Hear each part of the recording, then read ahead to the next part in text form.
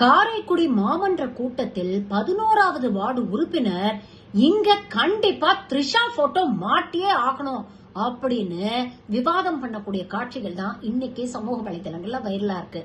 எதுக்காக த்ரிஷா போட்டோவை மாட்டணும்னு கேட்டா, விஜய் ஆட்சிக்கு வந்ததுக்கு முக்கியமான காரணமே அந்த அம்மா தாங்க.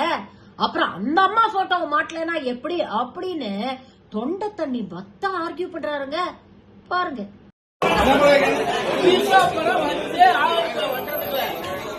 பெரிய கலவரம் நடக்குது. வரிசை திரிசா படம் வைக்கிறதுக்கு